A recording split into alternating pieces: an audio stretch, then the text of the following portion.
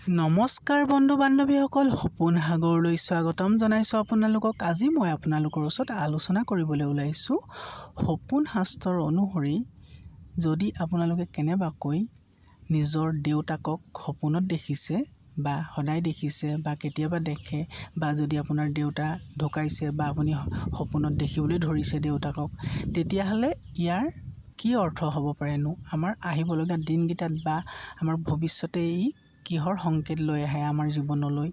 যদি আপুনি খুব চিন্তাত পৰি আছে বা বহুত ডাঙৰ চিন্তাটো যদি পৰি আছে আৰু তেনে অৱস্থা যদি দেউতাকক দেখিছে বা দেউতাকৰ কথা চিন্তা কৰি থকা অৱস্থাত যদি দেউতাকক আপুনি সপোনত দেখিছে বা একো চিন্তা নকৰাকৈ অকস্মাত এদিন যদি আপুনি নিজৰ দেউতাকক সপোনত দেখিছে, হাঁহি ফূৰ্তি কৰি থকা বা যিকোনো অৱস্থাত দেউতাকক দেখিছে, ইয়াৰ ভিন ভিন অৰ্থ হয়। যদি আপুনি একো চিন্তা নকৰাকৈ যদি আপুনি কেনেবাকৈ নিজৰ দেউতাকক সপোনত দেখিছে, তেতিয়াহ'লে এইটো এটা অতি ভাল সপোন হয়।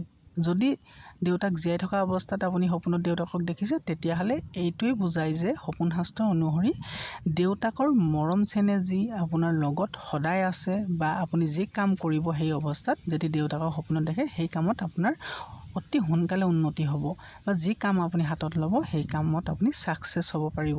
কাৰণ ভগৱানে এইটো সংকেত দিয়ে যে মা দেউতাকৰ মৰম বা আশীৰ্বাদ আপোনাৰ লগত সদায় আছে।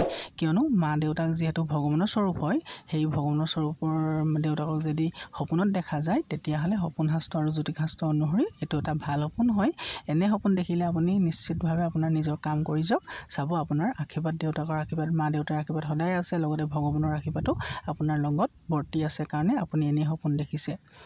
যদি আপুনি মৃত্যুৰ পিছত যদি দেউতাক মৰাৰ পাছত কেতিয়াবা যদি আপুনি দেখিছে, যদি চিন্তা কৰি আছে, তেতিয়া দেখিলে এইটো আপোনাৰ মনোবিজ্ঞানৰ মতে এইটো সপোনৰ কোনো অৰ্থ নাথাকে। যদি আপুনি দিনটোত যদি আপুনি চিন্তাই কৰি আছে, তাৰপাছত যদি ৰাতি অকস্মাত দেখি গৈছে, তেতিয়াহ'লে এইটোৰ কোনো অৰ্থ নাথাকে। কাৰণ সপোন এইবোৰ সপোনৰে অৰ্থ থাকে যিবোৰ কোনো চিন্তা চৰ্চা আমি নকৰাকৈ অকস্মাত আমি সপোন কেতিয়াবা দেখি যাওঁ, সেই সপোনৰে অৰ্থ পোৱা যায়।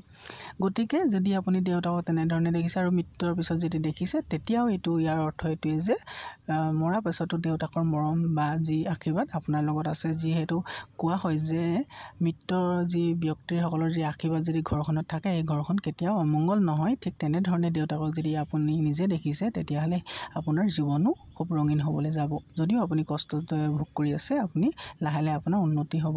গতিকে সপোনত আপোনালোকে দেউতাকক কি অৱস্থাত দেখিছে, আপোনালোকে মোক কমেণ্ট কৰি জনাব। মই সকলো কমেণ্টৰ উত্তৰ আপোনালোকক দিম। গতিকে আজিলৈ ইমানে আছিলে, ধন্যবাদ।